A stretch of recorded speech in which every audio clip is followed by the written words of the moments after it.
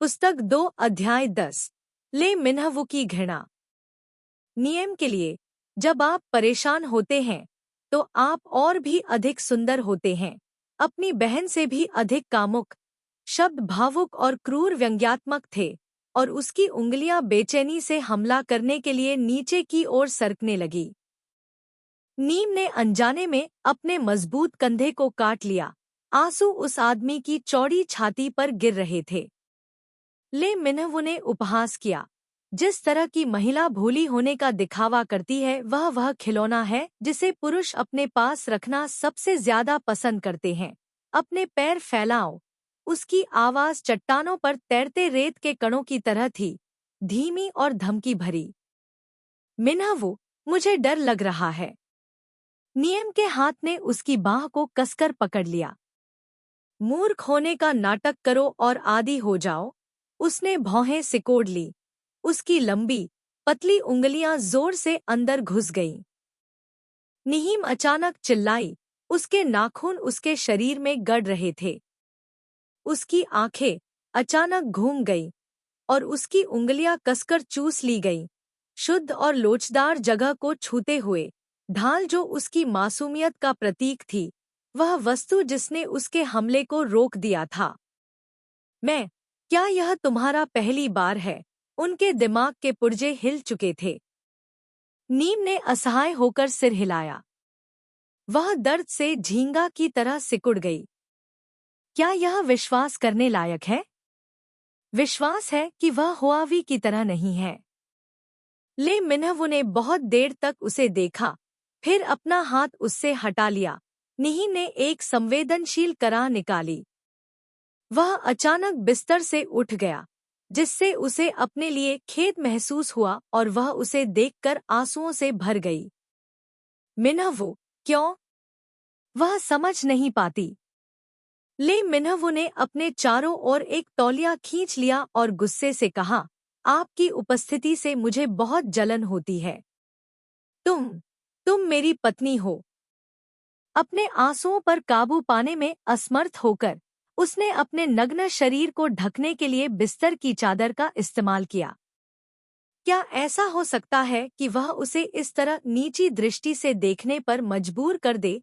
दूर जाओ, ले मिन्हवू ने ठंडे स्वर में कहा। निहीम खड़ी हुई। उसकी पतली उंगलियां उसकी हथेली में कसकर दबी हुई थी। उसकी आवाज कांप रही थी। मुझे क्या करना चाहिए ताकि आप संतुष्ट हो सकें? अपने कपड़े पहनो और अपने कमरे में वापस जाओ, उसने जोर से आदेश दिया। महिला मरने लायक थी। बस उस तरह असहाय सा खड़ा रहना ही उसके शरीर को शुष्क और गर्म करने के लिए काफी था। जब निहीम ने अपनी आंखें नीची कर लीं, तो उसका पूरा दिल ठंडा हो गया था। वास्तव में उसके दिल में कौन समाया था? मिन्हवू, उसे दर्द महसूस हुआ। उसने साहसपूर्वक उसे पीछे से गले लगा लिया। उसका छोटा चेहरा उसकी उदासीन पीठ से कसकर चिपक गया, मोतियों की टूटी हुई माला की तरह आंसू। तुम्हें मेरा प्यार क्यों नहीं दिखता? मैंने तुम्हें बाहर आने के लिए कहा था। जैसे ही उसने बोलना समाप्त किया, ले मिन्हवू ने उसे जोर से धक्का दिया। आह! निहीम का शरीर कमजोर था, वह लगभग उड़ गई थी। अचानक वह बिस्तर से टकराई। वह बिस्तर पर एक टूटी हुई गुड़िया की तरह थी। दर्द के कारण उसकी त्योरियां कस गईं। बिस्तर की चादर अचानक उसके शरीर पर ढीली हो गई और उसका कोमल, आधा छिपा, आधा दिखाई देने वाला शरीर और भी अधिक मनोरम हो गया।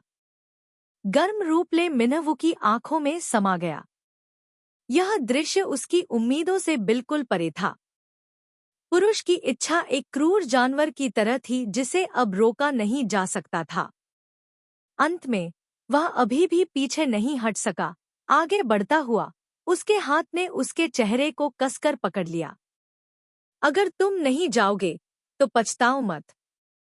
मैं तुम्हें और भी असहज महसूस कराऊंगा। यह वही है जो तुम अपने ऊपर लेकर आए हो। निहीम ने अपनी आंसू भरी आंखें उठाईं और उसे ध्यान से देखा। उसकी आंखों के नीचे गहरे और क्रूर समुद्र की लहरों की तरह अंधेरा था। इससे पहले कि वह प्रतिक्रिया कर पाता, उसने तुरंत 2 लोगों के शरीर पर लगी बाधा को एक बार फिर जमीन पर गिरा दिया। मजबूत होकर उसके पास आकर उसने अपना सिर झुका लिया। अभी की तुलना में वह और भी अधिक पागल था। अप्रत्याशित दुलार ने नीम को दर्द और परेशानी का एहसास कराया, लेकिन उसके दिल की गहराइयों से खुशी और खुशी उमड़ पड़ी। उसने अचानक अपने लाल होठों को बिस्तर की चादर में छिपा लिया, मानो अपनी आनंदमय कराहों को दबाने के लिए उसका कोमल शरीर असहाय होकर छटपटाने लगा। पुस्तक 2 अध्याय 11। अनुमान नहीं लगा सकता।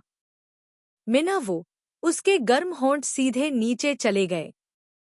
वह मदद नहीं कर सकती थी, लेकिन धीरे से उसका नाम रो रही थी। उसके पैरों के बीच मधुर कंपन ने उसे असहाय बना दिया था। उसके हाथ उसके बालों में गहराई तक दबे हुए थे और झुकने के लिए एक सुरक्षित जगह की तलाश में थे। दर्द दूर हो गया था, केवल अनगिनत चीजें बची थी। चारों ओर घूमता है। वह धीरे धीरे और उत्साह से हिली। उसके हाथ बिस्तर की चादर को कसकर पकड़े हुए थे। स्वाभाविक रूप से चुलबुला। उसने उसे घूरकर देखा और क्रूरता से बोला। उसकी आवाज जलती हुई इच्छा से गहरी हो गई।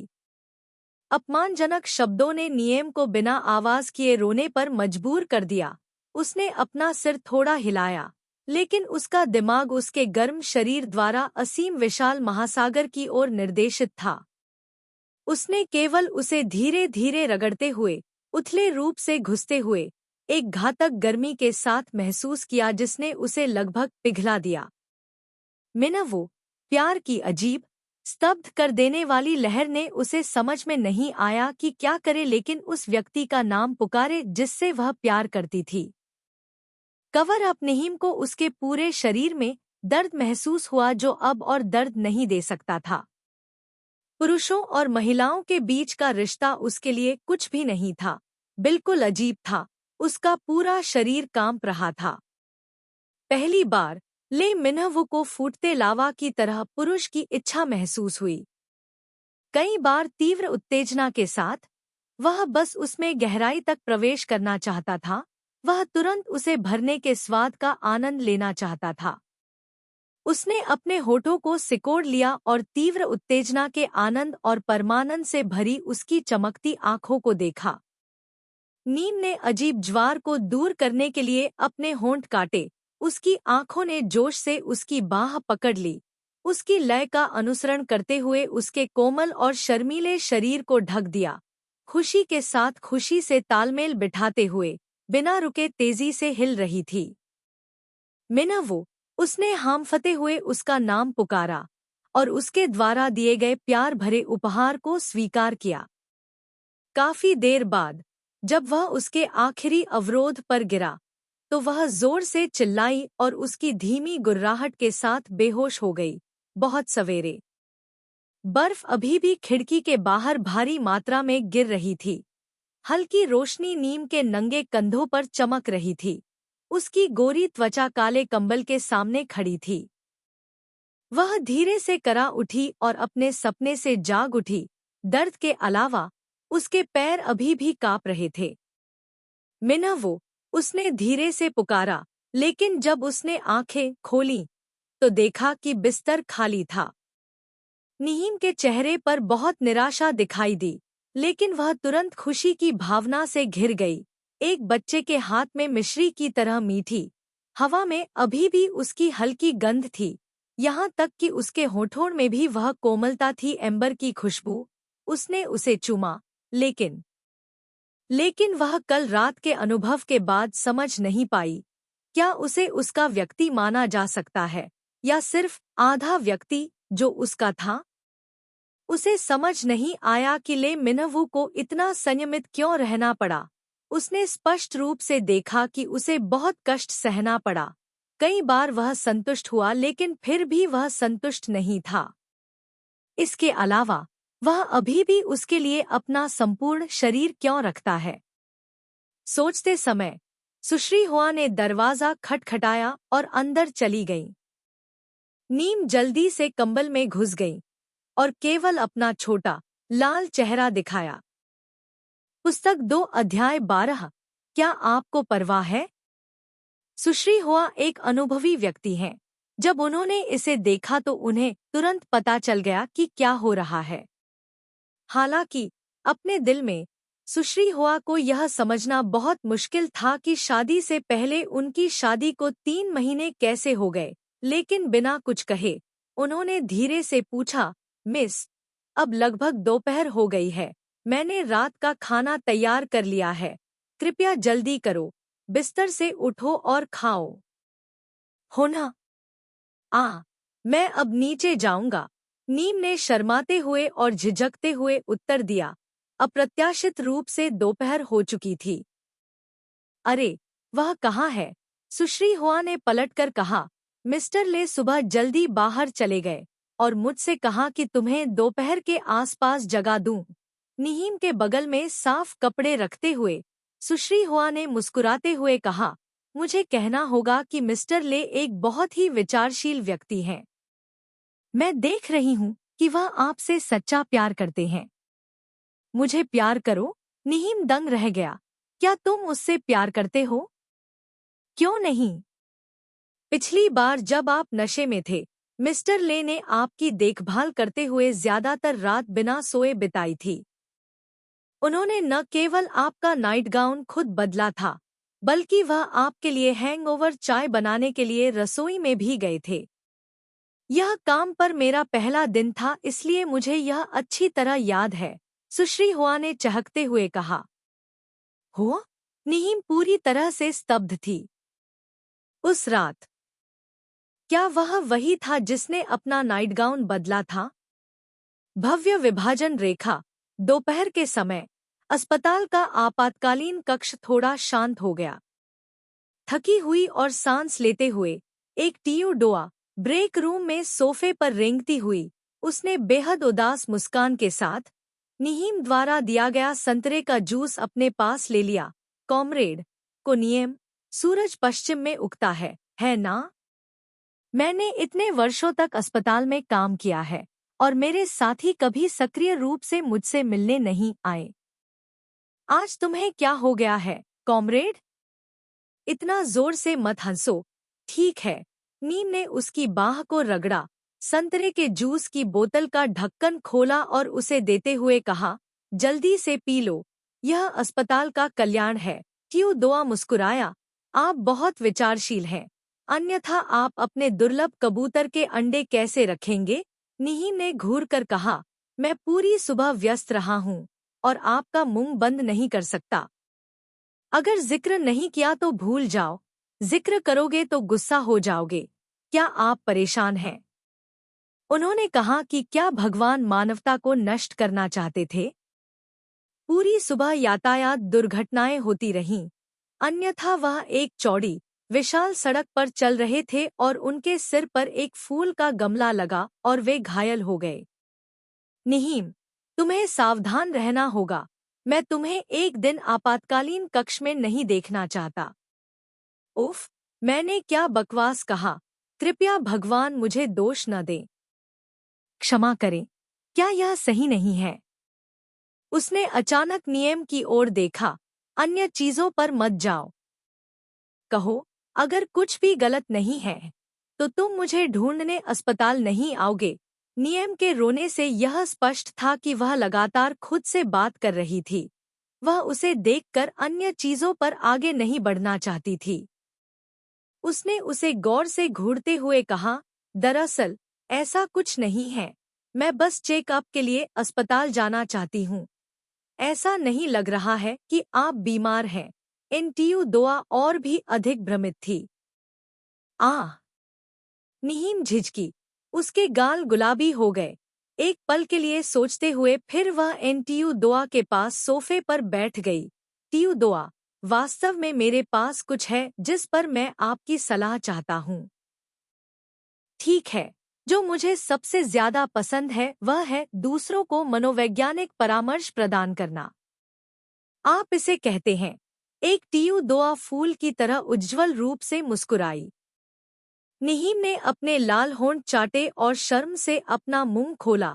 टीयूडोआ, एक चिकित्सा दृष्टिकोण से आपने कहा था कि आपके शरीर का आधा हिस्सा गर्भवती हो सकता है।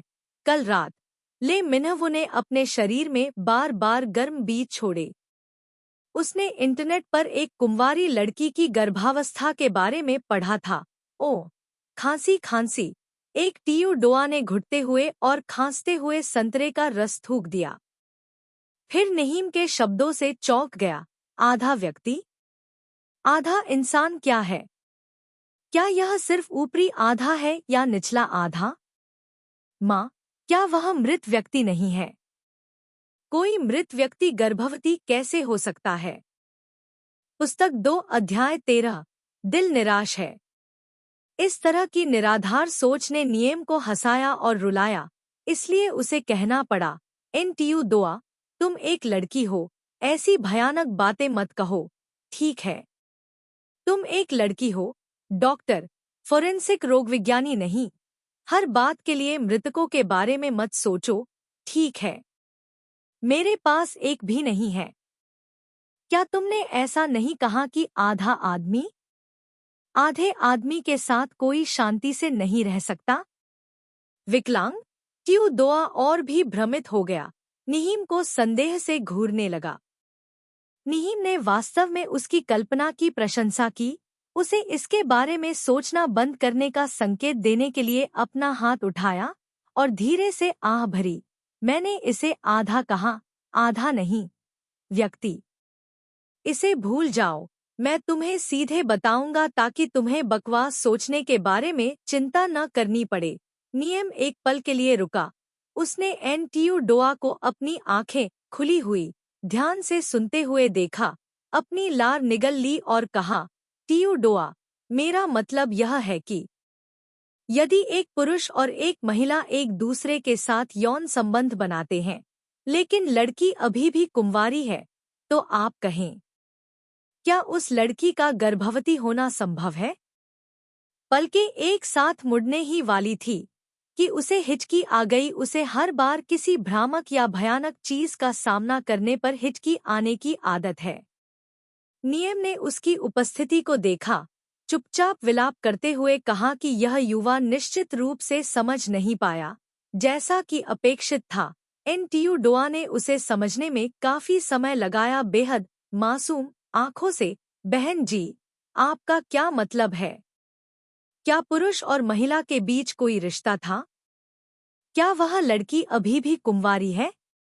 रुकिए, 1 मिनट रुकिए। क्या आपने जिस पुरुष का उल्लेख किया है वह एक ही समय में कई महिलाओं के साथ बिस्तर पर गया था? उनका रिश्ता हो चुका है और वे अभी भी कुंवारी हैं। जितना अधिक वह बात करती थी, उतना ही अधिक एनटीयू डोआ का ध्यान गर्भावस्था पर नहीं था। नीम असहाय होकर सोफे पर आगे की ओर झुक गया और थोड़ी देर बाद उदास होकर बोला, एनटीयू दोआ, क्या आपकी सोच थोड़ी सामान्य हो सकती है?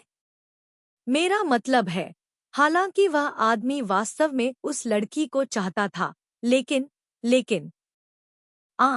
मैं समझ गया। एक टीयू डोआ ने नियम को जोरदार मुक्का मारा, यह महसूस करते हुए, आपका मतलब उस आदमी से है? उस आदमी ने वास्तव में उस लड़की के शरीर को नष्ट नहीं किया था, क्या उसने? हुन्हा।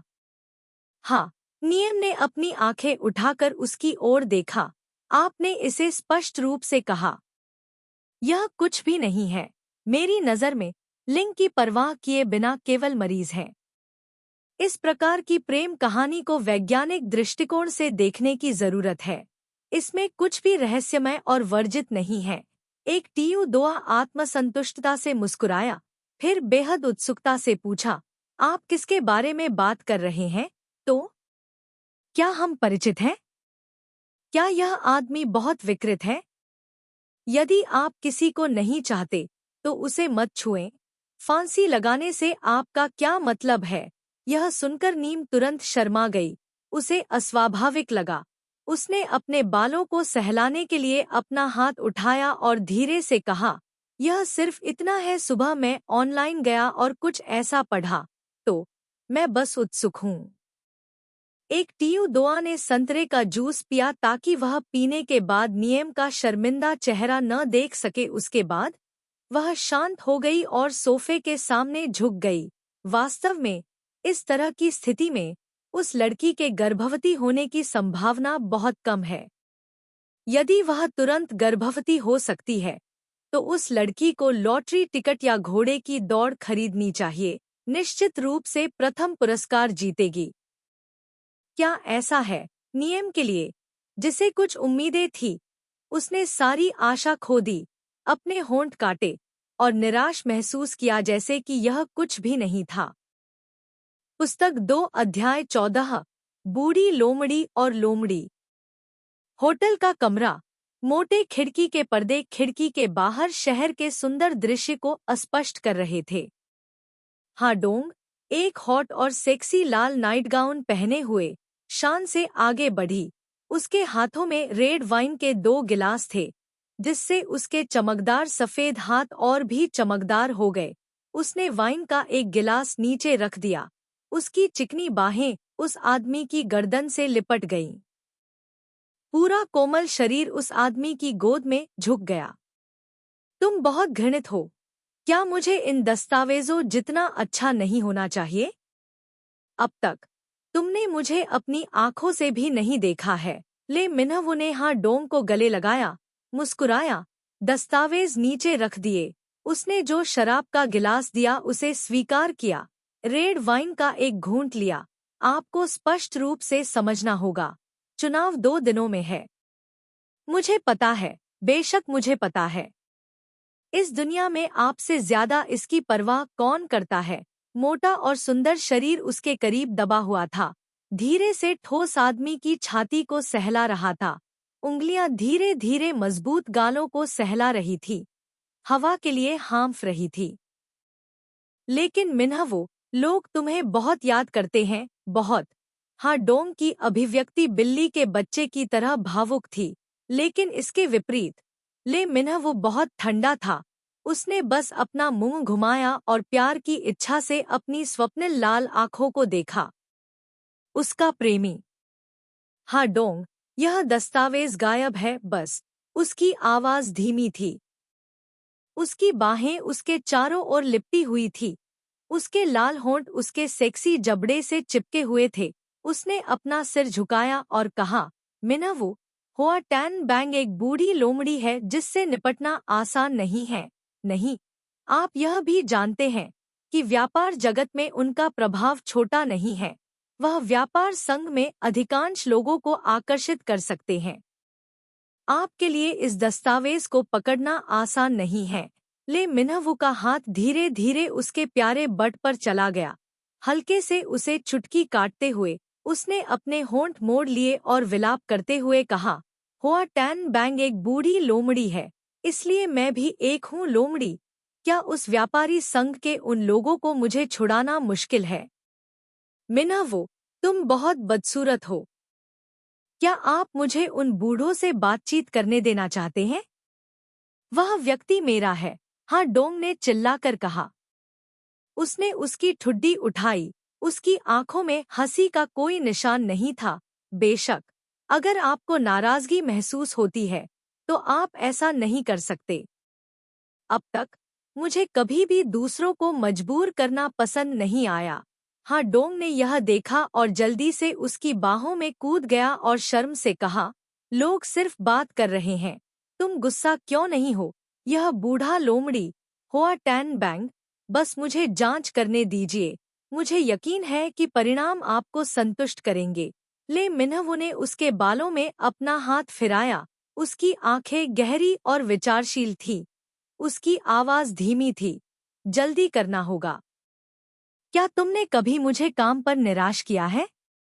व्यापारी वर्ग के बूढ़े लोग जो इस उम्र तक जीवित रहे हैं, मैं अच्छी तरह से जानता हूँ कि वे क्या चाहते हैं। हाडोंग ने सक्रिय रूप से अपने लाल होठों को उसके होठों पर रगड़ते हुए चुलबुलेपन से कहा, आप लोग वास्तव में बदसूरत हैं, विशेष रूप से आप, यहाँ तक कि है ज्यादा बुरा। क्या मैं बदसूरत हूँ? कितना बदसूरत? उसने दस्तावेज बंद कर दिया, पीछे झुक गया। और तिरस्कारपूर्वक बोला, हाँ डोंग बेल की तरह करीब आया, आप हमेशा लोगों के दिलों को अस्थिर करते हैं, क्या यह बुरा नहीं है? ले मिन्हवू ने अपनी बाहों में महिला को देखा और कुछ नहीं बोला। उसे केवल यह महसूस हुआ कि उसका मुंह और जीभ सूख गई थी। भले ही उसने कुछ नहीं किया, फिर भी उसका दिल खुद को नियंत्रित नहीं कर सका और एक बार उसकी छाती के खिलाफ दब गया। हाथ सीधे नीचे की ओर खिसका, साहसपूर्वक उसके पेट के निचले हिस्से को ढक दिया। धीरे धीरे डिजाइनर बेल को हटा दिया। उसका पूरा शरीर एक हड्डी रहित जानवर की तरह लचीला था। उसकी जीभ ने आकर्षक ढंग से उसकी पैंट की जिप खोल दी। फिर उसने अपना सिर उठाया, बहुत चुलबुलेपन से कहा, मिन्हवू, लोग सिगार पीना चाहते हैं। ले मिन्हवू ने अपना मुंह घुमाया, उसके सिर को धीरे से थपथपाया।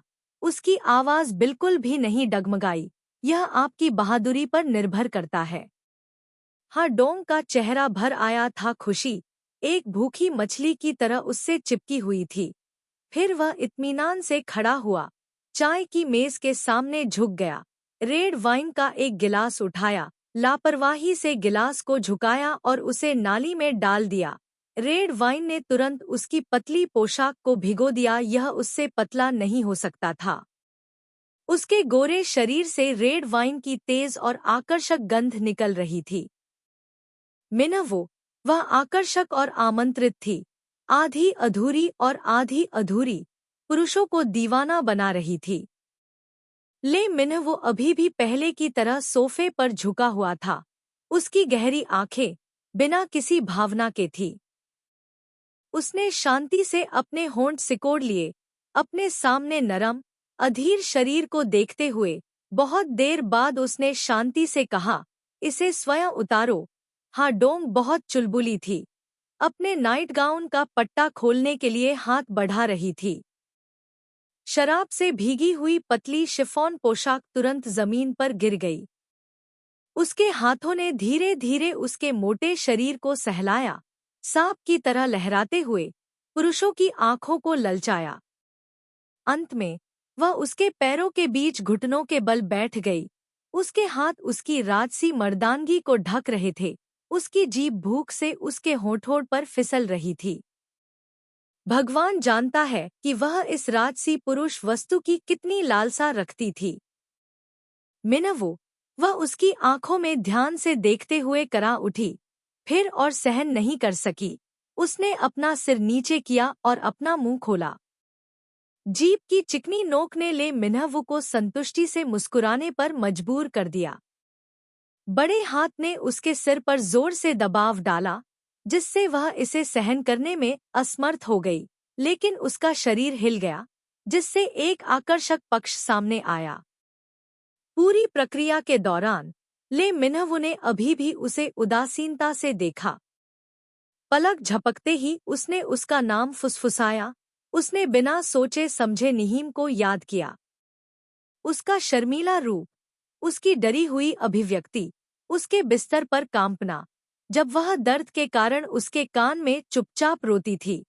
साथ ही उसका अजीब चेहरा कंबल में छिपा हुआ था, लेकिन वह अपनी चीख और अपने जुनून को रोक नहीं पा रही थी। सोच रही थी और याद करते हुए उसकी पहले से शांत आंखें अंततः बदल गईं। उसकी आंखें और अधिक गहरी हो गईं। उसकी सांसें धीरे धीरे भारी हो गईं। उसकी गर्दन पर दबाव डालने वाले हाथ ने अपना बल बढ़ा दिया, जिससे हाँ डोंग दर्द से चिल्लाने लगा, लेकिन ले मिन्हवू की इच्छा बढ़ गई। ऐसा लग रहा था जैसे वह निहीम की चीखें सुन पा रहा था और उसे शांत होने के लिए कह रहा था। एक गहरी सांस लेते हुए उसे ऐसा लग रहा था कि उसे निहीम के शरीर पर एक जहर की तरह हल्की खुशबू आ रही थी, जिसने उसे पागल बना दिया था और उसे नियंत्रित करने में असमर्थ बना दिया था। ले मिन्हवू की सांसें और भी अधिक कर्कश हो गईं। उसने महिला को अपने पैरों के बीच से खींचकर ऊपर उठाया और बिना किसी भावना के उसे बड़े बिस्तर पर धकेल दिया। उसके सामने सब कुछ निहीम के लिए हो गया। भव्य विभाजन रेखा। अस्पताल से बाहर आकर निहीम के लिए अस्पताल से सड़क दर सड़क चलता रहा, अस्पष्ट और लक्ष्यहीन। उसके चारों ओर मोटी सफेद बर्फ लहरा रही थी, जो उसके सफेद कोट पर गिर रही थी। एक डिस्प्ले केस के कांच के दरवाजे के सामने रुककर उसका छोटा चेहरा उत्साह से चमक उठा।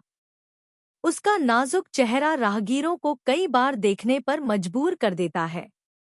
डिस्प्ले कैबिनेट के कांच के दरवाजे के पीछे एक पुरुष पुतले पर कपड़ों के एक नए सेट ने नियम की आंखों को आकर्षित किया। इसे देखते हुए उसके होठों के कोने थोड़े मुड़े हुए नहीं रह सके, उसकी आंखें भी गर्म खुशी से भर गईं। ये आउटफिट ले मिनहवू पर काफी सूट कर रहा है। पिछली बार जब वह शादी की पोशाक चुनने के लिए उसके साथ गई थी, उसे याद करते हुए उसका दिल धीरे धीरे गिरते बर्फ के टुकड़ों की तरह और भी मीठा हो गया। उसने धक्का देकर दरवाजा खोला और अंदर चली गई। स्टोर कर्मचारी तुरंत उसका स्वागत करने के लिए आया। हेलो, हमारे स्टोर में एक नया मॉडल है। क्या आप इसे उपहार के रूप में खरीदना चाहते हैं या इसे पहनना चाहते हैं? निहीम ने धीरे से मुस्कुराते हुए ग्लास कैबिनेट में जैकेट की ओर इशारा करते हुए कहा, यह एक नया मॉडल है। मैं इसे अपने पति के लिए खरीदना चाहती हूँ। कर्मचारी ने उसकी ओर देखा और शर्म से मुस्कुराया। मुझे बहुत खेद है, यह जैकेट अभी प्री ऑर्डर किया गया है लेकिन अभी तक इसे लेने नहीं आया है। यह बाहरी जैकेट हाल ही में डिजाइनर जेके द्वारा पूरा किया गया था। इसमें केवल एक ही है स्टोर, विशेष रूप से यह वाला। यदि आप चाहें तो आप इसे प्री ऑर्डर कर सकते हैं। तो मैं एक ऑर्डर करना चाहता हूँ। निहीम ने इस डिजाइनर का नाम सुना है, हालांकि उसका व्यक्तित्व खराब है। वह एक प्रतिभाशाली डिजाइनर है।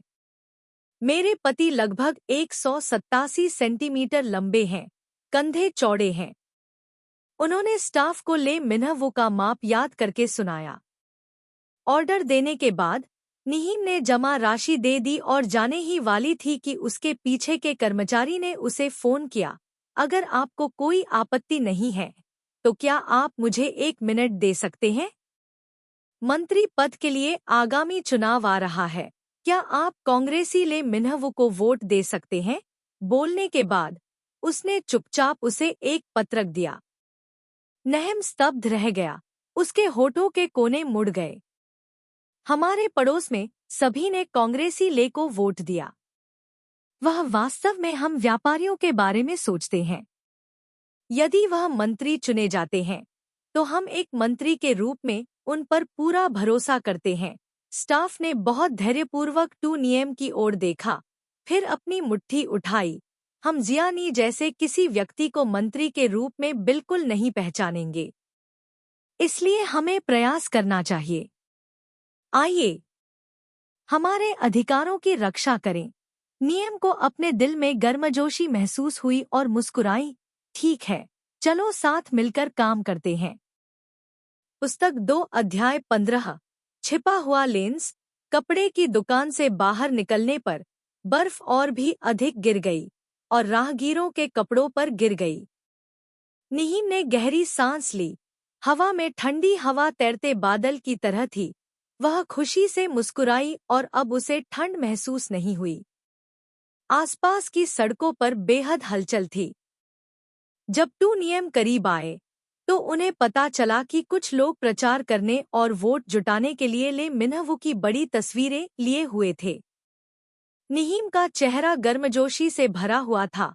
उसका मूड पहले से कहीं अधिक आरामदायक था। उड़ती हुई बर्फ में फोटो में ले मिनहवू बहुत धीरे, शांति और परिपक्वता से मुस्कुराई, ठीक वैसे ही जैसे उसने पहली बार उसे देखा था। उसने चलना बंद कर दिया और वहीं खड़ी रही। उसकी शांत आंखें उसे देखकर हल्की सी मुस्कुरा रही थी। उसके होंठ थोड़े भावुक थे। प्यार? अब तक उसने कभी सपने में भी नहीं सोचा था कि यह 2 लोगों के बीच का मामला है। जब तक आपसे प्यार किया जाता है, आपको इसका पछतावा नहीं होगा।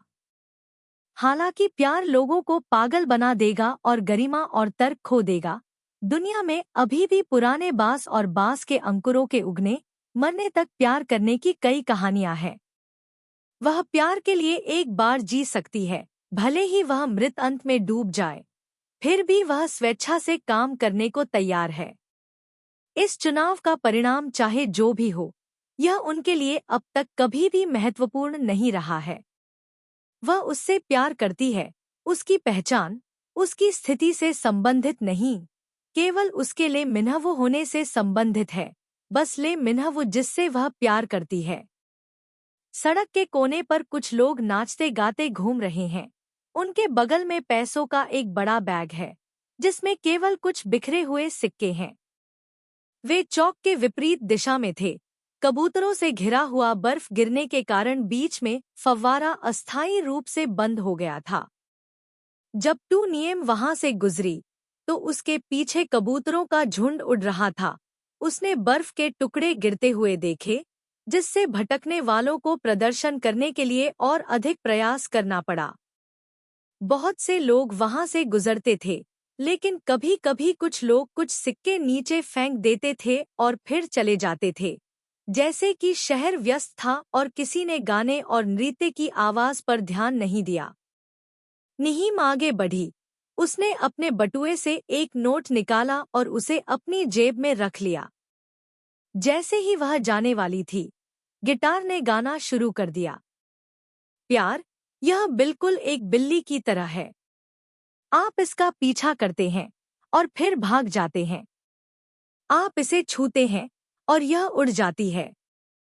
लेकिन प्यार फिर भी आपको परेशान करता है, एक बिल्ली की छवि से जुड़ी एक स्मृति, मस्ती करना और फिर भाग जाना। गाने के बोल बहुत प्यारे हैं, घुमक्कड़ों की आवाज भी बहुत मधुर है। नीम ने सुना कि यह बहुत दिलचस्प था, फिर से वहां चला गया। उड़ती बर्फ में चुपचाप खड़ा रहा और उन्हें प्रदर्शन करते देखा। गिरती बर्फ धीरे से उसके घने बालों को उड़ा रही थी। उसकी आंखें खुशी से भर गईं, यहाँ तक कि उसके होठों के कोने भी मुड़ने से खुद को नहीं रोक सके। उसके पीछे कुछ भूरे कबूतर फिर से उड़ गए, जिससे दृश्य और भी सुंदर हो गया, जिससे राहगीर अपना सिर घुमाने लगे और पीछे देखने लगे। एक भटकता हुआ आदमी वहां आया और निहीम को नृत्य करने के लिए आमंत्रित किया। वह भ्रमित थी। सड़क पर नृत्य करना कुछ ऐसा था जो उसने पहले कभी नहीं किया था। और तो और, वह नाचना भी नहीं जानती। भटकते हुए आदमी ने देखा कि वह भ्रमित थी। वह मुस्कुराया और उसे बर्फ में नृत्य करने के लिए खींच लिया। गिटार की संगत अधिक जोशीली हो गई, गायन भी अधिक आनंदमय हो गया। फिर वे गाने और नृत्य करने के लिए खड़े हो गए। निहीम की हंसी बर्फीले आकाश में बजती घंटी जैसी थी। राहगीर रुककर देखने लगे। कुछ ने ताल पर तालियां बजाईं, मानो शहर को फिर से जीवंत कर रहे हों। दबाव और अराजकता के कारण लोग अपनी जीवन शक्ति खो देते हैं। कुछ पुरुष सड़क के किनारे कोमल लड़कियों के साथ गाते और नाचते घूम रहे थे। यह दृश्य पहली नजर में जीवन की व्यस्त लय के लिए उपयुक्त नहीं था, लेकिन एक सुंदर और आनंददायक विशेषता बन गया। कबूतरों में खुशी फैल गई। वे खुशी से हवा में उड़ते रहे। एक गहरे रंग की एमपीवी वहां से गुजरी और कार में बैठे व्यक्ति की भौहें अचानक सिकुड़ गईं। ड्राइवर ने नजर घुमाई और ध्यान से पूछा, मिस्टर ले, क्या वह आपकी पत्नी है या हम? भागो! ले मिन्हवो की आंखें, जो उसके सामने की लड़की को देख रही थी, तुरंत पीछे हट गईं। फिर से अखबार खोला और इत्मीनान से बोला। कार अपने बगल में चल रहे हर्षित गायन में घुल मिल गई। चौक के दूसरे कोने में छिपा हुआ लेंस धीरे धीरे पास आया। एक क्लिक ध्वनि तेजी से निकली, जो टू नियम के गायन और नृत्य और घूमने वालों के साथ मस्ती करने की छवि पर रुक गई। पुस्तक 2 अध्याय 16। वास्तविक उद्देश्य कार्यालय की खिड़की के बाहर शहर की आधुनिक वास्तुकला का अनुसरण करने वाली इमारतों की एक पंक्ति है, जो सभी बहुत ऊंची, गगनचुंबी इमारतें हैं। ले मिन्हवो ने चाय की मेज पर रखी तिजोरी से दस्तावेजों का एक सेट लिया। लंबी आकृति सोफे पर आराम से बैठी थी। उसने सिगरेट जलाई, एक कश लिया, फिर सामने बैठे आदमी की ओर देखा और कहा, डोंगहू, देखो, डोंगहू 3 साल से उनके सहायक हैं और उनके विश्वासपात्र भी हैं।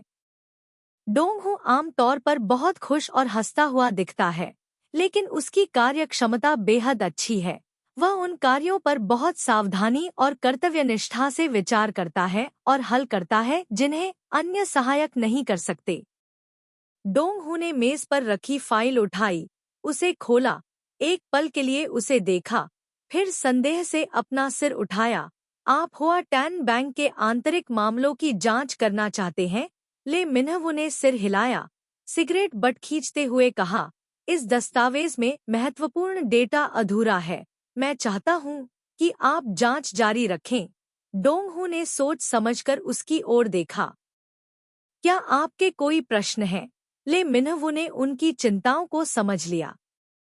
डोंगहू ने गहरी सांस लेते हुए कहा, मिस्टर ले, हुआ परिवार और हाँ परिवार, संयुक्त अभ्यास का एक दूसरे से कोई लेना देना नहीं है। मुझे समझ नहीं आ रहा कि आपने अचानक हुआ परिवार को इसमें क्यों घसीट लिया। जांच हुआ टैन बैंग मेरे ससुर हैं।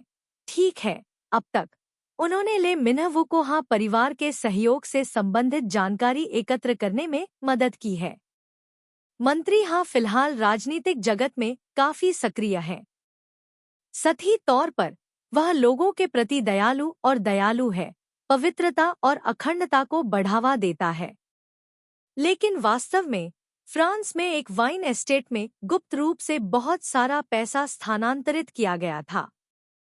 इस वाइन जागीर की प्रमुख शेयरधारक बेरी हैं, उनकी पत्नी और उनकी जैविक बेटी हा डोंग एक विशिष्ट लाल बालों वाली लड़की है, जो मिलकर अपने पिता की राजनीतिक गतिविधियों और अपनी मां के व्यवसाय का पोषण करती है, जिससे अनगिनत लाभ मिलते हैं।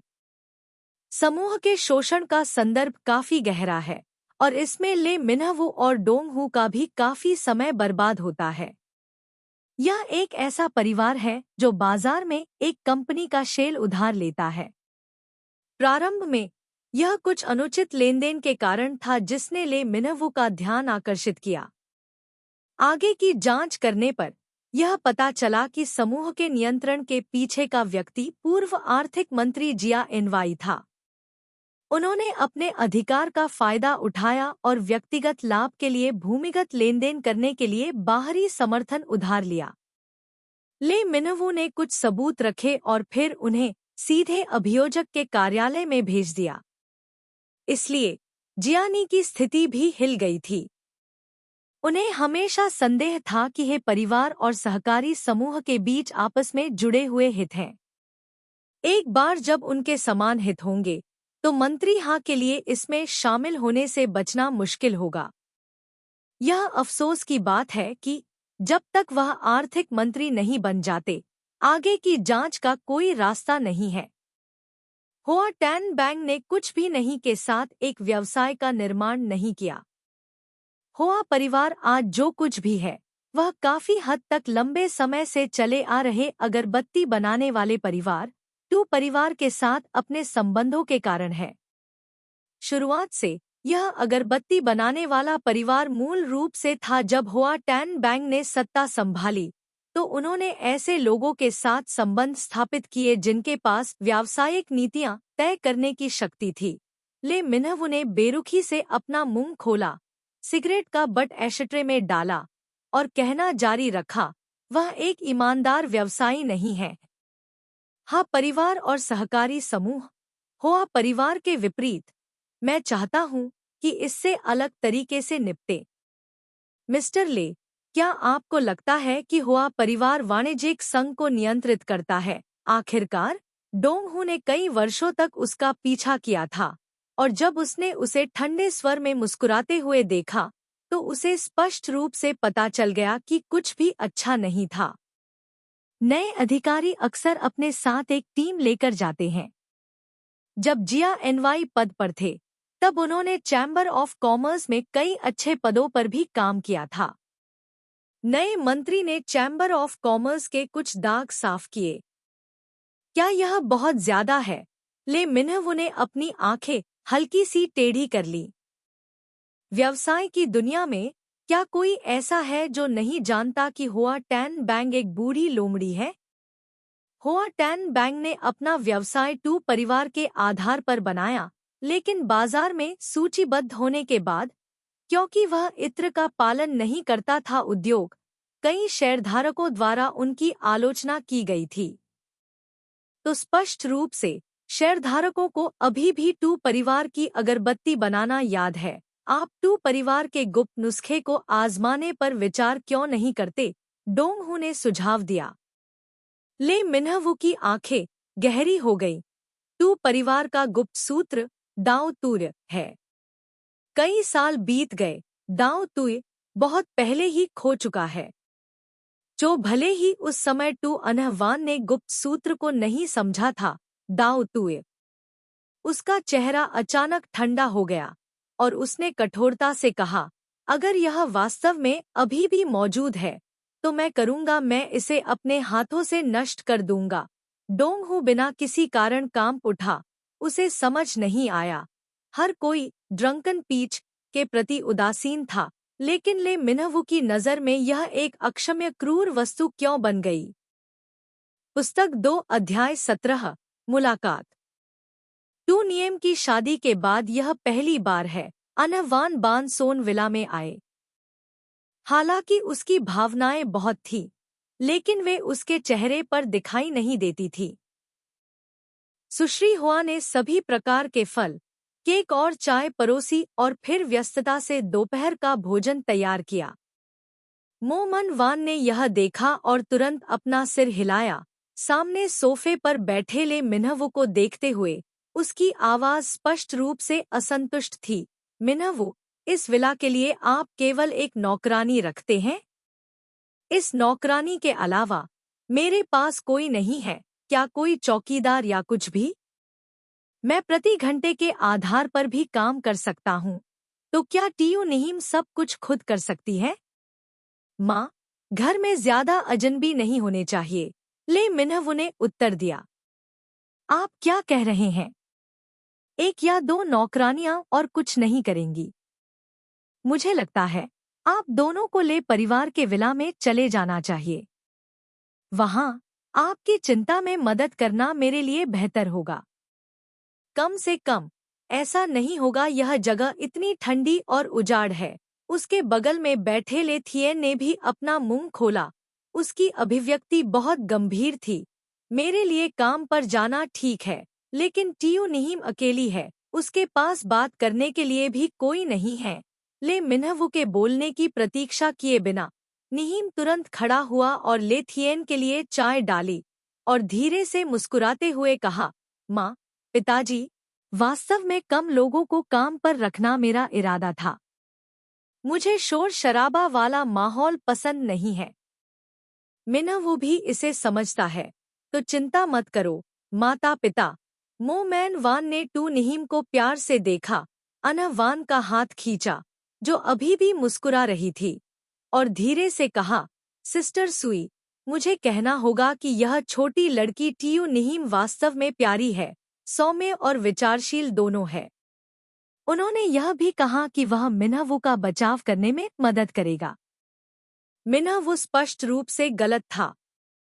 मेरे चाचा ले परिवार वास्तव में टीयू निहिम जैसी बहू पाकर धन्य है। उसकी आवाज और चेहरा कोमल और कोमल था। उसकी आंखें सच्चे आनंद से भरी थी। सिस्टर सुई, आप जो कह रही हैं वह टीयू निहिम की आसमान में प्रशंसा करना है। यह लड़की जब छोटी थी तब से मेरे पास बड़ी हुई है। मैं उसके स्वभाव को अच्छी तरह से समझता हूँ। कभी कभी वह बहुत जिद्दी होती है। मुझे कहना होगा, शायद कोई आदमी है जैसे मिन्हवू सहनशील और प्रेमपूर्ण है। यह एक आशीर्वाद है। अनहवान धीरे से मुस्कुराई, फिर चुपचाप ले थियन और मो मन वान के चेहरों पर बदलावों को देखा। नीम ने अनहवान का हाथ खींच लिया और शर्माते हुए फुसफुसाया, माँ, आप अपने बच्चे से ऐसा क्यों कहती हैं? अनहवान ने अपनी नाक की नोक पर चुटकी काटते हुए कहा, आपने क्या गलत कहा, माँ? मैं एक जिद्दी लड़की हूँ। बोलना समाप्त करने के बाद उसने ले मिन्हवू की ओर देखा। मिन्हवू, आप दोनों के लिए भविष्य में टकराव से बचना मुश्किल होगा। टीयू निहीम का व्यक्तित्व सरल है, आपको उसकी अच्छी देखभाल करनी चाहिए। चिंता मत करो माँ, मैं उसका ख्याल रखूंगा।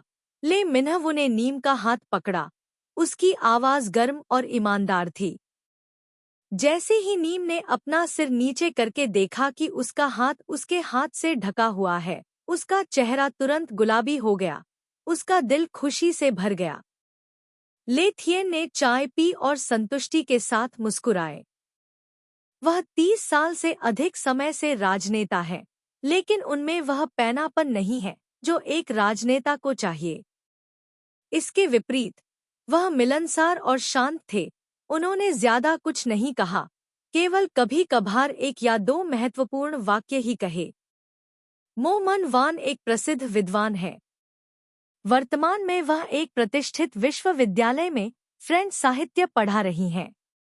वह 4 प्राचीन सभ्यताओं के इतिहास, महान फ्रांसीसी क्रांति के इतिहास के बारे में बहुत जानकार हैं और उनका साहित्य एक अद्वितीय परिप्रेक्ष्य और साहित्यिक आलोचना व्यक्त करता है, जिसका उपयोग प्राचीन सभ्यता पर शोध की नींव के रूप में किया जाता है। आज वह पहली बार टू अनह वान से मिली थी। अब तक उसने यही सुना था कि यह औरत धूप बत्ती बनाती है। आज टू अनह वान से मिलने के बाद उसका दिल प्रशंसा से भर गया। हालांकि ऐसा कहा जाता है कि साल एक महिला की जवानी छीन लेते हैं, फिर भी अनह वान की सुंदरता को छिपाने का कोई रास्ता नहीं है। जैसे अतीत में दाओ तुए द्वारा लाया गया आश्चर्य, उसके लिए बस एक हल्की मुस्कान ही काफी थी। इसके बारे में बात करना मजेदार है। दोनों बच्चों की शादी को 3 महीने हो गए हैं और आज हम पहली बार इस शादी के बारे में बात करते हुए मिले। मैं वास्तव में उसे डांटना चाहता हूँ। मेरा बच्चा, चाहे कोई भी रूप हो, इसे इतना सरल होना चाहिए। आखिरकार क्या मीडिया को अभी भी पता नहीं है? अनह वान ने मुस्कुराते हुए कहा, जब तक बच्चे इसे पसंद करते हैं, यह ठीक है। हम सभी माता पिता हैं। जहाँ भी हम अपने बच्चों को रखते हैं, वहीं हम बैठते हैं। उसके दिल का संदेह पूरी तरह खत्म हो गया। आखिरी बार जब वह ले मिन्हवू से मिली थी, तब से वह डरी हुई थी। उसके दिमाग में हमेशा एक बुरा अनुमान मंडराता रहता था। इसीलिए उसने दोनों परिवारों को आज एक बार मिलने के लिए कहा, ठीक समय पर ले परिवार के 2 वयस्कों से मिलने के लिए। इसलिए इस बार वे बानसोन विला में खुलकर मिले। उसे हमेशा संदेह था कि ले मिन्हवू ले परिवार की जैविक संतान नहीं थी। अब ऐसा लगता है कि यह संदेह बेमानी है कि यह जैविक बच्चा है या नहीं। तुरंत जानने के लिए ले परिवार के वयस्कों के चेहरे देखें। उसके दिल की चट्टान आखिरकार दूर हो गई और उसे बहुत अधिक आरामदायक महसूस हुआ। आप सही कह रहे हैं मिस्टर ले, और मैंने पहली बार टीयू निहीम को देखा और तुरंत ही उससे प्यार हो गया। यह लड़की ड्रंकन पीच की तरह की जीवंतता प्रदर्शित करती है, जिसे टू परिवार ने उस साल तैयार किया था, जिससे लोगों को उससे प्यार हो गया। इसे पसंद करें, मो मन वान ने मुस्कुराते हुए कहा। निहीम ले मिन्हवू की गोद में झुक रहा था। तभी उसे थोड़ा अकड़ने का एहसास हुआ, जैसे उसने कोई संवेदनशील विषय सुना हो। उसने संदेह से अपना सिर उठाया और देखा कि उसकी अभिव्यक्ति हमेशा की तरह शांत थी। अभी शायद वह मतिभ्रम कर रही थी। अनह वान ने मुस्कुराते हुए कहा, यह पता चला है कि आपने ड्रंकन पीच का भी इस्तेमाल किया है। बेशक बहन। उस समय ड्रंकन पीच ने वास्तव में बहुत से लोगों का ध्यान आकर्षित किया था। यह अफसोस की बात है कि आज बाजार में ऐसा कोई इत्र नहीं है जो अपनी मौलिकता हासिल कर सके। यह क्षेत्र। मो मैन वान ने अफसोस के साथ टू अनह वान की ओर देखा। मैंने सुना है कि टीयू नीम इत्र के प्रति संवेदनशील पैदा हुआ था। आप इत्र निर्माता बनने की कोशिश क्यों नहीं करते? मैं यह भी नहीं कह सकता वर्तमान में इत्र बाजार में इतनी विविधता है कि कई लोग चुनते समय बेहद भ्रमित होते हैं। दाओ तोय वास्तव में एक अच्छे समय पर आता है, अतीत भी खत्म हो चुका है। जहां तक टीयू नियम का सवाल है। अना वान की आंखें गर्व से भर गईं, फिर कड़वी मुस्कान के साथ उसकी ओर देखा। मैंने उसे कई बार सलाह दी है, लेकिन वह फिर भी नहीं सुनती है। ले थिए ने दयालुता से मुस्कुराते हुए कहा, बच्चों का अपना आशीर्वाद होता है। हम सभी बूढ़े हैं, इसलिए हमें बच्चों पर दबाव नहीं डालना चाहिए। अना वान ने सिर हिलाया और निहीम की ओर देखा। टीयू निहीम, तुम्हारे सास ससुर तुमसे कितना प्यार करते हैं। अब से तुम्हें आज्ञाकारी और आज्ञाकारी बनना होगा।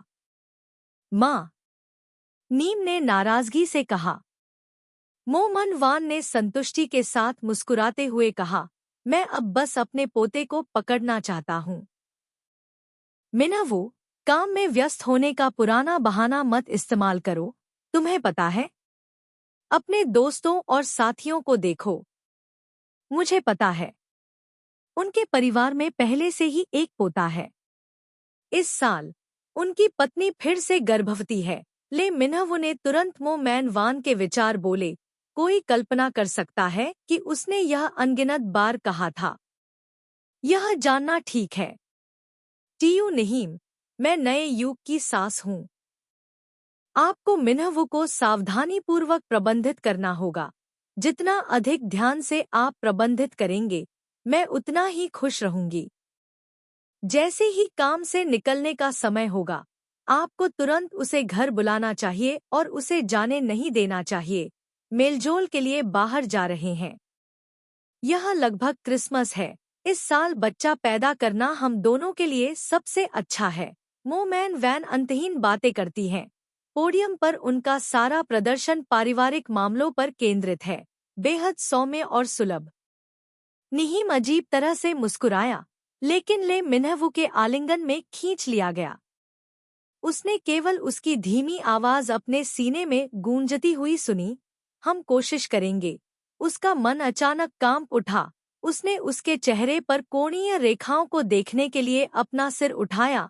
उस रात जो हुआ उसके बारे में सोचकर उसका दिल लगातार धड़क रहा था। पुस्तक 2 अध्याय 18। होआडियन शहर में ट्रेन स्टेशन फिर से मुसीबत में है। सूरज की रोशनी छोटी लाल ट्रेन पर सफेद बर्फ में जड़े हुए एक शानदार श्रीलंकाई गुलाबी रत्न की तरह चमकती है। निहीम ने घबराकर अना वान का हाथ खींचते हुए कहा, माँ, तुम्हें ट्रेन क्यों लेनी है? मिनहवू, वह तुम्हें घर ले जाना चाहता है। जैसे ही हवा चली, नियम के दुपट्टे से बंधी अना वान मुस्कुराई और बोली, माँ को ट्रेन चलाने की आदत है। आप दोनों मुझे घर ले जाने के बाद आपको फिर से वापस आना होगा। आगे पीछे जाने का क्या मतलब है इतनी बार? माँ, मैं अपने आप घर जा सकता हूँ।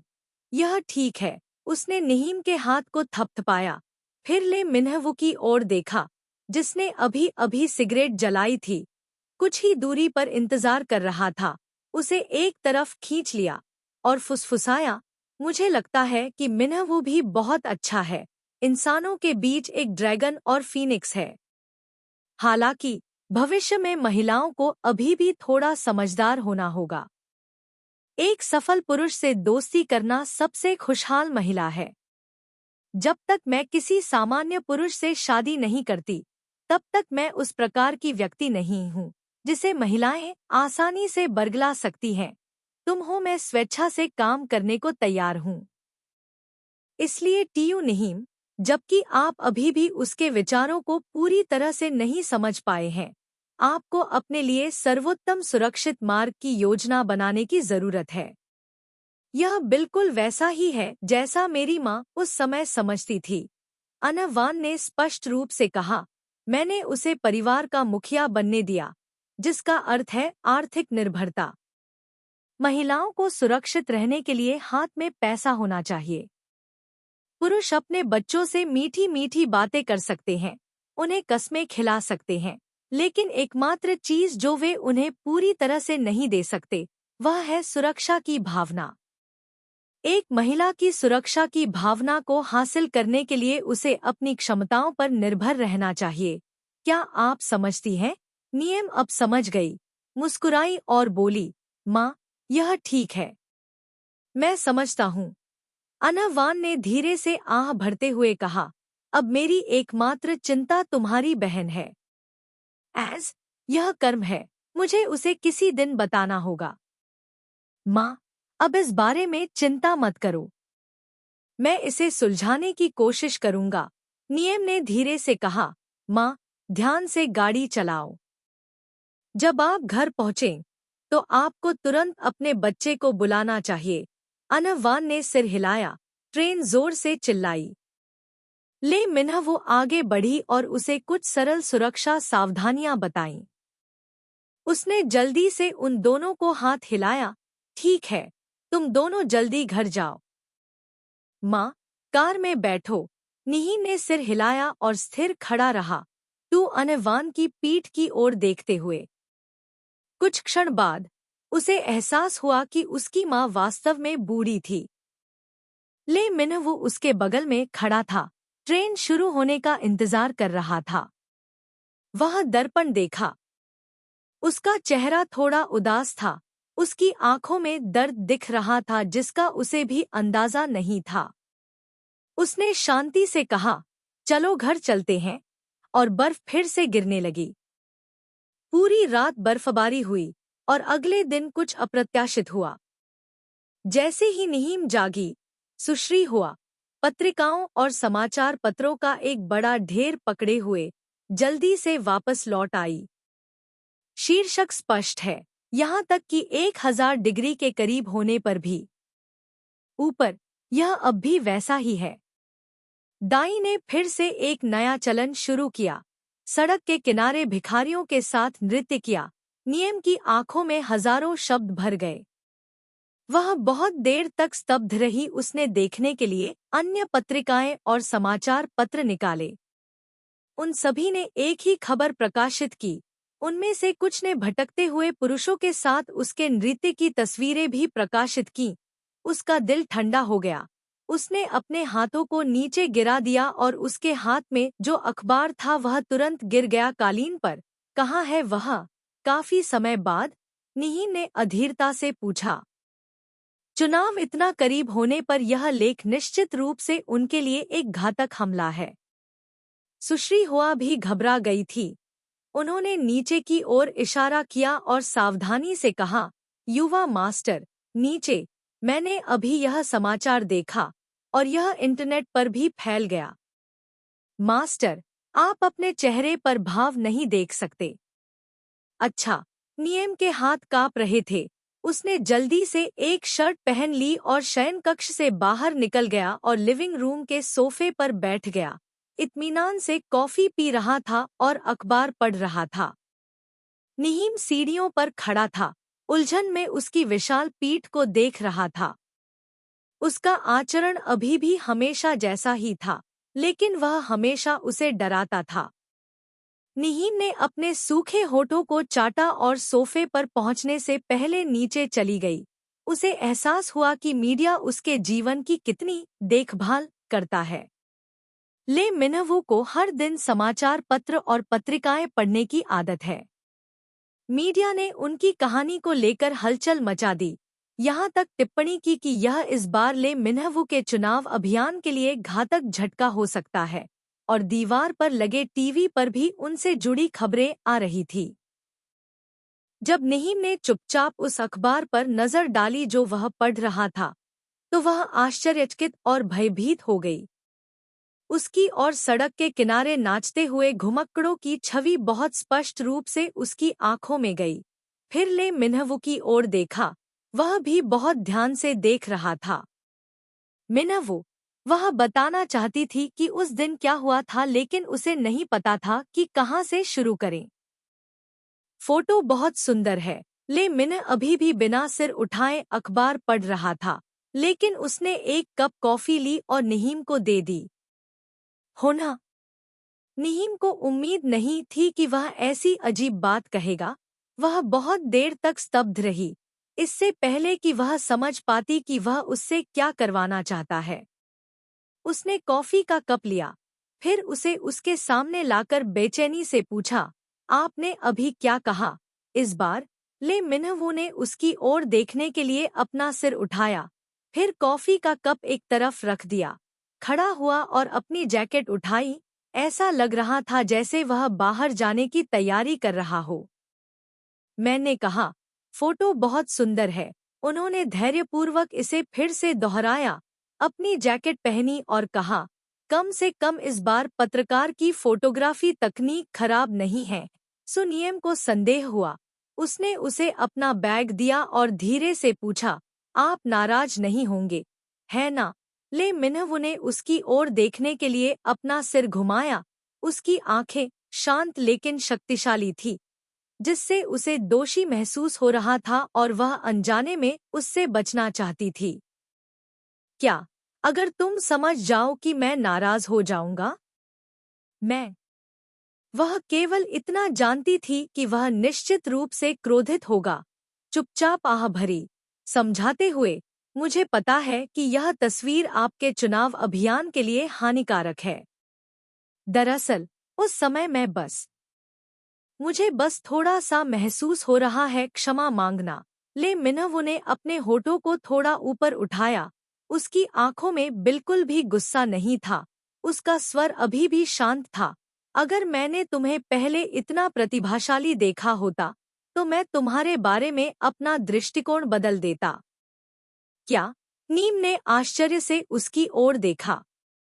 कम से कम मैं यह नहीं मानूंगा कि तुम अब जैसी एक अमीर राजकुमारी हो।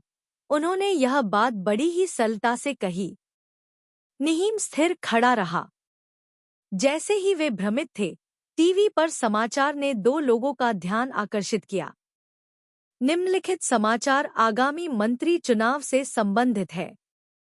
कुछ दिन पहले मीडिया ने कांग्रेसी ले मिनहवू की पत्नी की तस्वीरें पोस्ट की। उनकी तस्वीर दाई की घटना के बाद से सड़क के किनारे लोगों के साथ नृत्य करने से नेटिजन्स में बहुत रुचि हो गई है। साथ ही यह खबर कांग्रेसी ले के चुनाव परिणामों पर नकारात्मक प्रभाव डाल सकती है। ऐसे लोग भी हैं जो भविष्यवाणी करते हैं कि कांग्रेसी ले शांतिपूर्ण रात में चुनाव हार सकते हैं। इस बात से इनकार नहीं किया जा सकता है कि इस ऑनलाइन घटना के कारण आधे घंटे के भीतर नेटिजन्स के बीच बहुत सारी लड़ाइयां हुईं। स्थिति बदल गई और नेटिजन्स ने सोचा कि यह खबर कांग्रेसी ले और उनकी पत्नी के एक अलग पक्ष को दर्शाती है। आज के समय में जब लोगों का प्यार ठंडा है, यह वैसा ही हो सकता है। सड़क के किनारे घूम रहे लोगों के साथ डांस करना वास्तव में एक मासूम और सीधे सादे व्यक्तित्व को दर्शाता है। युद्ध और युद्ध विरोधी इस कहानी का समर्थन करने वाली 90% राय थी। यह सुनने के बाद नियम घबरा गई और उसने अपना मुंह अपने हाथ से ढक लिया। समाचार समाप्त होने के कुछ देर बाद ही वह शांत हो गई और खुश हो गई। अभी घबराहट की जगह आश्चर्य ने ले ली। मिनहवू, हर कोई इस मामले का समर्थन करता है। हर कोई। इससे पहले कि वह अपना वाक्य पूरा कर पाती, वह चुप हो गई, क्योंकि ले मिनहवू की शांत अभिव्यक्ति धीरे धीरे बदल गई, इसलिए इसे देखना बेहद मुश्किल है। यहाँ तक कि वह उसे देखकर स्पष्ट रूप से नाखुश था। क्या आपने कुछ गलत कहा? क्या इस बार एक बुरी चीज अच्छी चीज में नहीं बदल गई? ले मिनहवू की आंखें टीवी की ओर नहीं, बल्कि ध्यान से उसकी ओर देख रही थी। उसकी आंखें चाकू की तरह तेज थीं, जो उसे दर्द से घायल कर रही थी। बहुत देर बाद जंगली उसने अपने दांत भींचे और दो शब्द कहे, फिर पलटा और चला गया। क्रिसमस, लेकिन आश्चर्यजनक रूप से धूप है। व्यवसायियों ने जल्द ही अपने पेड़ों को चमकीले ढंग से सजाया और प्रमुख शॉपिंग सेंटरों ने छुट्टियों की छूट का प्रचार करना शुरू कर दिया। सड़कों पर हर जगह सांता क्लॉज के रूप में कपड़े पहने हुए कई लोग पर्चे बांटने के उत्साह के साथ देखे गए, जिससे क्रिसमस का माहौल हर जगह फैल गया। शहर और वे पहली मंजिल पर कैफे में क्रिसमस की गंध महसूस कर सकते थे। फैशनेबल घोंघे, मजबूत कॉफी की खुशबू सर्दियों की हवा में फैल गई। यहाँ से शॉपिंग स्ट्रीट, दक्षिण से उत्तर की ओर विशाल शॉपिंग सेंटर और 5 कॉम्प्लेक्स बनाने वाली 2 ऊंची इमारतें आती हैं। एक आधुनिक इमारत का एक हिस्सा हुआ परिवार की संपत्ति है। पत्रिका लाड्यूरी का संपादकीय कार्यालय, जिसके प्रधान संपादक हुआ वी हैं, भी इसी इमारत में स्थित है। सामने की कॉफी शॉप सभी प्रकार की क्लासिक वास्तुकला का एक संयोजन है, जिससे यहाँ हर जगह एक आधुनिक वाणिज्यिक केंद्र की महान सांस को स्पष्ट रूप से प्रकट करती है। दुर्भाग्य से टू नियम यहाँ की समृद्धि का आनंद लेने के मूड में नहीं था। होआ वीवाई के बगल में बड़े बैग और छोटे बैग रखे हुए हैं। अपने व्यस्त काम के कारण वह शायद ही कभी खरीदारी करने जाती है, इसलिए जब भी वह खरीदारी करने जाती है तो वह सब कुछ खरीद लेती है। उसने कॉफी पी, सामने बैठे टू नियम को देखा और शांति से कहा, हम दोनों के लिए यहाँ बैठना दुर्लभ है। निही ने गहरी सांस ली और धीरे से उत्तर दिया, बहन, मुझे पता है कि अगर मैं अब भी माफी मांगूं तो भी आप मुझे माफ नहीं करेंगी। मैं इस बारे में गलत था। मुझे नहीं पता कि आप मिनहवो के प्रति ईमानदार हैं। मिनहवो? वाह, आपकी कॉलिंग बहुत अंतरंग लग रही है।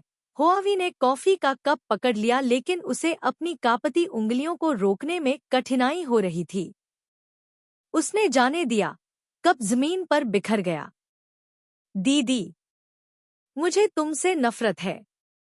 जमीन पर टूटे हुए कप की तरह, भले ही वह बिखर जाए, उसे माफ नहीं किया जा सकता।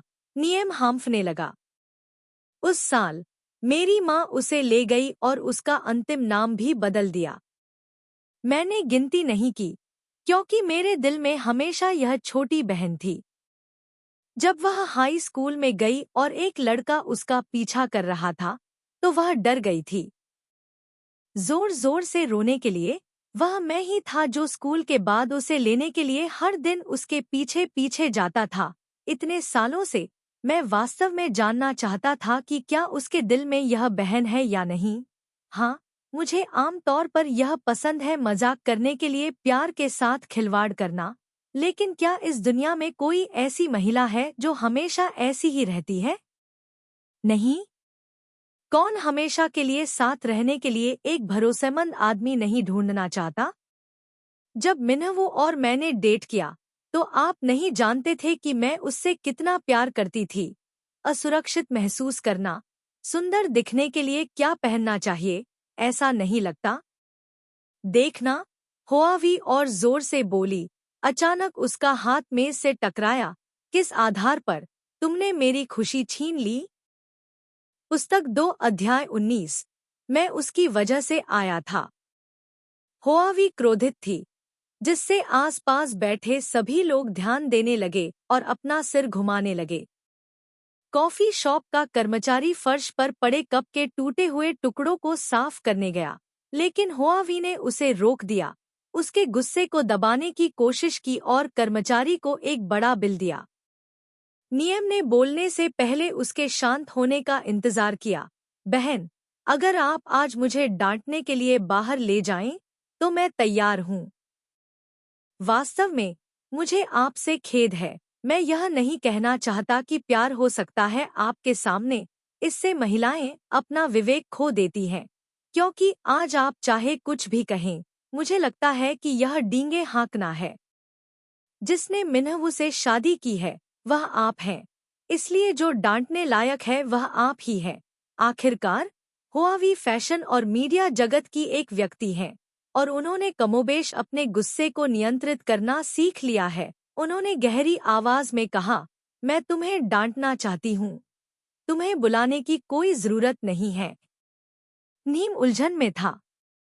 होआवी ने उसकी ओर देखा और मंद मंद मुस्कुराया, फिर अचानक उसके बगल में रखा बैग उठाया। बैग पर छपे लोगों ने नियम की आंख पर लगभग वार कर दिया और उसे घायल कर दिया। यह जैकेट अजीब नहीं लग रही है ना? उसने धीरे से इसे खोला। उसकी उंगलियां जैकेट के मुलायम कपड़े को सहला रही थी, धीरे से मानो अपने प्रेमी को सहला रही हो। डिजाइनर जेके की नवीनतम मॉडल। मिन्हवू इसे बहुत अच्छी तरह पहनती है। आप मुझे पहले से जानते हैं। मुझे कभी इसकी आदत नहीं रही पुरुषों के लिए कपड़े चुनने के बारे में, लेकिन किसी कारण से जब मैंने यह जैकेट देखी तो मुझे तुरंत मिन्हवू का ख्याल आया। इसलिए जिस आदमी से आप प्यार करती हैं उसके लिए कपड़े चुनना किस हद तक खुशी की बात है। जैसे ही निहीम के हाथ हल्के से हिले, कप में रस थोड़ा हिल गया। यह पता चला कि जिस व्यक्ति ने सबसे पहले इस जैकेट का ऑर्डर दिया था वह मैं ही था। इसकी उम्मीद नहीं थी। मुझे भी उम्मीद नहीं थी कि हम दोनों बहनों की आंखें इतनी एक जैसी होंगी। चाहे वह पुरुषों के कपड़े हों या पुरुषों के, हम दोनों को एक ही चीज पसंद है। हुआवी ने अपनी जैकेट हटा दी, धीरे से उसे अपने पीछे रख लिया, फिर लापरवाही से कहा, यह बहुत शर्मनाक है। मुझे आपको पहले ही बताना चाहिए था। आपको उस जैकेट को ऑर्डर करने में समय बर्बाद नहीं करना पड़ता। निहीम ने हुआवी की ओर ऐसे देखा जैसे वह किसी अजनबी को देख रही हो। उसने गहरी सांस ली। बहन, तुम क्या चाहती हो? आप मिन्हवू के अनुकूल नहीं हैं।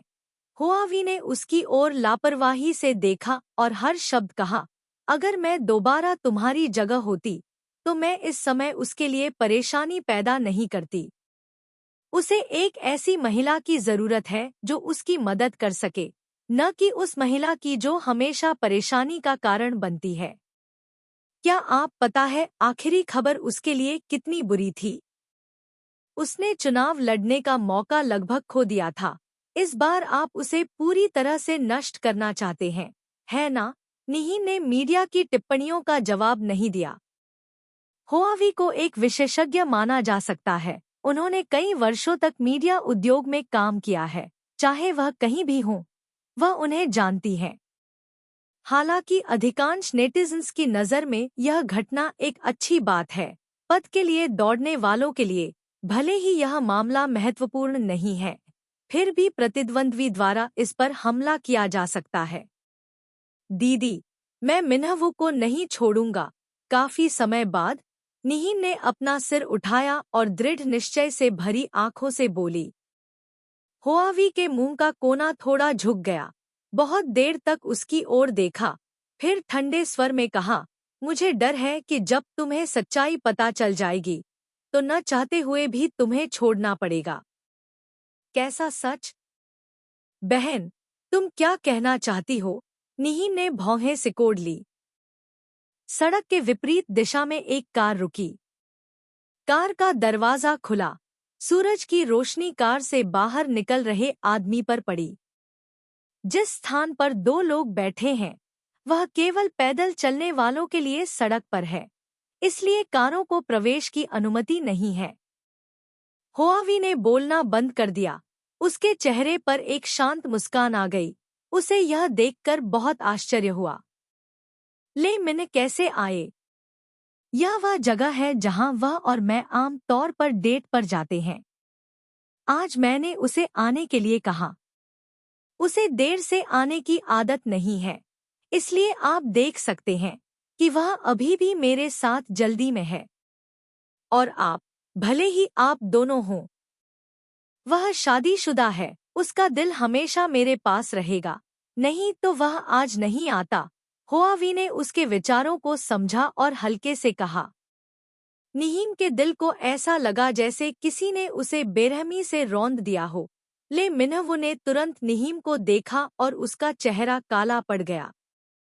जैसे ही वह आगे बढ़ी, हुआवी तुरंत खड़ी हो गई और टू नियम के सामने उसकी बाहों में कूद गई, जिससे उसके आसपास के सभी लोग मदद करने में असमर्थ हो गए, लेकिन देखने में असमर्थ हो गए। मिन्हवू, तुम्हें पता है मैं आऊंगा। मैं जरूर आऊंगा। हुआवी की आवाज किसी प्यार में डूबी लड़की की तरह बेहद कोमल और स्नेहपूर्ण हो गई। ले मिन्हवू ने तुरंत उसे दूर नहीं धकेला। वह अभी भी बिना हिले खड़ा रहा, लेकिन उसकी आंखें हमेशा विपरीत दिशा में केंद्रित थीं। इतनी गहरी कि इससे दूसरों का दम घुट गया। इस समय नीम के आंसू गिरने का खतरा था। उसने अपने हाथ पकड़ लिए और खड़ी हो गई। एक प्रकार की उत्तेजना ने उसे आगे बढ़ने और अपने सामने दो लोगों को खींचने के लिए प्रेरित किया। हालांकि उसका पूरा शरीर शक्तिहीन था। केवल एक चीज जो वह कर सकती थी वह थी मेज पर अपने हाथ रखना, अपनी बहन और दूसरे आदमी के आलिंगन का सामना करना। इस विडंबनापूर्ण छवि में समय रुकता हुआ प्रतीत होता है। एक सुंदर आदमी और दो खूबसूरत लड़कियां, जो कई लोगों को स्वप्निल बना देती हैं। अंत में नीम इसे और बर्दाश्त नहीं कर सका। भले ही प्यार सिर्फ एक व्यक्ति का मामला हो, इसका मतलब यह नहीं है कि उसे खुद को रौंदने की जरूरत है। अपना बैग पकड़ते समय उसके हाथ कांपने लगे और वह मुड़कर बाहर जाना चाहती थी, लेकिन उसने पाया कि चाहे वह अंदर थी या सांस ले रही थी, उसे बहुत दर्द हो रहा था। उसके पीछे ले मिनहवू ने अचानक हुआवी को दूर धकेल दिया। मैं तुम्हारे लिए नहीं आया। इत्मीनान से बोलने के बाद वह तेजी से आगे बढ़ा और जाने के लिए नीम का हाथ खींच लिया। नीम स्तब्ध और आश्चर्यचकित था, न जाने क्या हो रहा था। हुआवी भी स्तब्ध थी, लेकिन जल्द ही अपने आप को संभाल लिया। अचानक ले मिनहवू के सामने खड़ी हो गई और उसे अविश्वसनीय रूप से देखते हुए कहा, आपने अभी क्या कहा? मिनहवू, मैंने अभी फोन किया और आपको यहाँ आने के लिए कहा। लेकिन मैं आपकी वजह से इस बारे में बात नहीं कर रहा हूँ। आपने अभी मेरे सचिव को बुलाया। ले मिनहवू का मूड बेहद शांतिपूर्ण है। हुआवी ने हांफते हुए कहा, मिनहवू, मुझे तुम्हारा मतलब समझ नहीं आया। क्या तुम यहाँ इसलिए नहीं आए क्योंकि तुम्हें पता था कि मैं यहाँ तुम्हारा इंतजार कर रहा हूँ? ले मिनहवू ने उसकी ओर देखा, मुझे बहुत खेद है। मैंने सुश्री हुआ को यह कहते हुए सुना कि नीम यहाँ थी, इसलिए मैं उसे ढूंढने आया हूँ। हुआवी ने उलझन में अपना सिर हिलाया, नहीं मिनहवू, मैं उसकी वजह से यहाँ आया हूँ। ले मिनहवू ने बहुत चुपचाप जवाब दिया। फिर नीम की ओर देखा, मैं तुम्हें घर ले जाऊंगा। नीम की आंखों में आंसू थे और उसने अनजाने में सिर हिलाया, जैसे कोई बच्चा सपने में डूबा हो। उसने स्वतंत्र रूप से उसे अपना हाथ पकड़ने दिया और सीधे सड़क के विपरीत दिशा में चली गई। वह देखने के लिए अपना सिर घुमाए बिना नहीं रह सकी। उसने हुआवी को जमीन पर रोते हुए देखा। उसका दिल दुखने के अलावा कुछ नहीं कर सका। भविष्य में हुआवी को कम बार देखने का प्रयास करें। ले मिनहवू ने कार का दरवाजा खोला। जब वह अंदर आई तो वह शांति से बोला। नीम रुका और अपनी आकृति को दूसरी कार के दरवाजे से गुजरते हुए देखकर आश्चर्यचकित हो गया। जैसे ही कार का दरवाजा खुला, उसने अचानक पूछा, मिनहवू, क्या तुम उससे प्यार करते हो? ले मिनहवू एक पल के लिए स्तब्ध रह गया।